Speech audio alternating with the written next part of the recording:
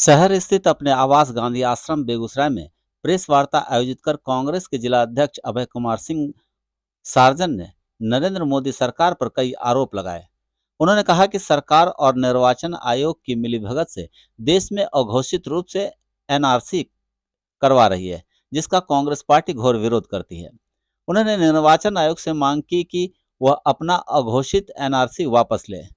उन्होंने कहा कि एनडीए के डबल इंजन की सरकार ने मटिहानी सामो पुल की घोषणा कर तथा इसे वापस लेना घोर आपत्तिजनक ही नहीं बल्कि मटिहानी की जनता के साथ क्रूर मजाक है।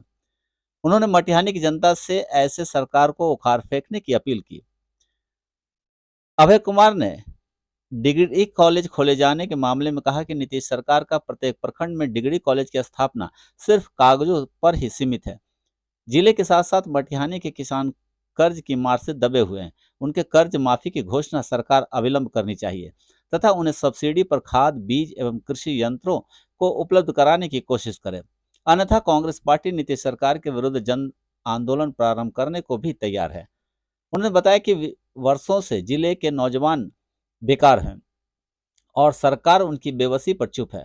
कांग्रेस पार्टी बिहार की नीतीश सरकार से मांग करती है कि वह अविलंब खाली पड़े सरकारी पदों को भरे तथा बेरोजगार नौजवानों को 5,000 रुपये प्रति माह बेरोजगारी भत्ता देने का कार्य करें। जिले के सभी +2 विद्यालयों में अविलंब शिक्षक के साथ साथ कक्षा वर्ग की व्यवस्था करें। जिले के संपूर्ण विकास हेतु बेगूसराय को प्रमंडल तथा जीडी कॉलेज परिसर में दिनकर विश्वविद्यालय की स्थापना अविलंब करनी चाहिए। आज बेगूसराय जिला में भ्रष्टाचार चरम पर है। जिले के किसी भी कार्यालय में बिना रिश्वत लिए आम जनता का कार्य संपन्न नहीं हो रहा है, जिसकी निंदा जितनी भी की जाए वह कम है।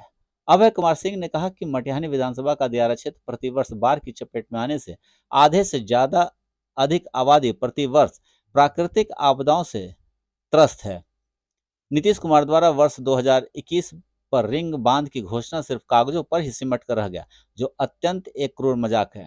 ट्रेड यूनियन द्वारा आयोजित 9 जुलाई को भारत बंद का जिला कांग्रेस कमेटी बेगूसराय समर्थन करती है। प्रेस वार्ता में जिला कांग्रेस कमेटी के नेता रामविलास सिंह, महेश सिंह, शशि शेखर राय, सुबोध कुमार, लखन पासवान, रंजीत कुमार मुखिया, मोहम्मद मतीन, हारून रशीद खान, विक्रम कुमार, सार्थक कुमार, रामचंद्र सिंह, प्रमोद सिंह आदि उपस्थित थे। मैं आप लोगों को बताना चाहता हूँ पूरे देश में आज अघोषित इमरजेंसी है। इमरजेंसी को घोषित नहीं किया गया है, लेकिन अघोषित इमरजेंसी है। मैं आपको माध्यम से पूरे जनता को बताना चाहता हूँ कि जिस ढंग से भारत की सरकार चुनाव आयोग के द्वारा चुनाव आयोग को हथकंडा बनाकर जिस ढंग से देश में ये चुनाव में आपको कौन कौन 7-8 आइटम मांग रहा है, ये सारा शरीर चुनाव को प्रभावित करने का है। बिहार में चुनाव है और हमारे कई समाज के लोगों इससे प्रभावित हो गए। लोगों में आक्रोश है। सीबीआई, कभी ईडी, कभी चुनाव आयोग, देश के जितने भी स्वतंत्र संस्था है सभी को प्रभावित कर भारत की सरकार देश की जनता को गुमराह कर रही है। आप नूरानी चेहरा का जिक्र कर रहे थे, कौन नूरानी चेहरा नहीं देखे? आप अखबार में देखे तो हमको बता दिए 3 गो नूरानी चेहरा जो भारत सरकार के मंत्री, एगो बेगूसराय के विधायक, तीनों ने निकाले थे कि पुल का सब काम हो गया, घोषणा हो गया, सब कुछ उन्हीं नूरानी चेहरा के बारे में कर रहे हैं। तो पुल को लेकर क्या स्टैंड है सर? पुल के लेकर स्टैंड है, हम लोग पुल के लिए आंदोलन करेंगे। पुल किसी भी कीमत पर आना है, पुल तो आना ही है। पुल को जब कांग्रेस पार्टी जो हम लोग आंदोलन किए है सफलता मिली है। आज 2 दिन में देखिए चुनाव आयोग को कुछ तो बदलना पड़ा। और इससे पहले आप स्मार्ट मीटर के देखिएगा, कई प्रशासन के लोग सभी लोगों ने कहा हर हालत में लगाएंगे स्मार्ट मीटर। हम लोग आंदोलन किए, बदलना पड़ा। एक तरफ पुल की बात में आप भी आंदोलन करने की बात कर रहे हैं, एक तरफ जन स्वराज पार्टी के जो है संभावित उम्मीदवार मटिहानी विधानसभा डॉक्टर रंजन चौधरी अमरन अनशन पे बैठने की बात कर रहे हैं। क्या लग रहा है? जो भी लोग बेगूसराय जिला की हित की बात उठाएंगे, चाहे कोई दल हो, हम उसका समर्थन करते हैं।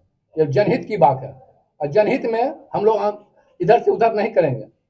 जनहित के लिए जो भी आदमी बेगूसराय की बहुत बड़ा समस्या है और हर आदमी हम लोग कांग्रेस पार्टी उसका समर्थन करेंगे।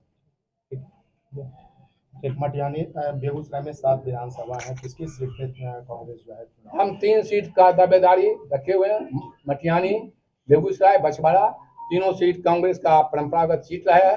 3 सीट हम लोगों को मिलना चाहिए। हमने अपने गठबंधन में के साथियों को भी कहे हैं 3 सीट लेंगे, 7 सीट जीतेंगे, यही उद्देश्य है।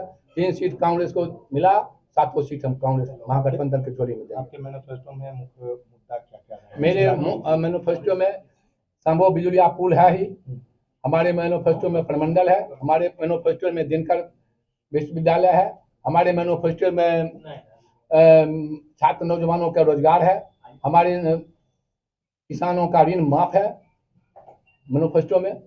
हम और कई मुद्दा हैं जो पूरा हम लोग बढ़ चढ़ के भाग ले रहे हैं।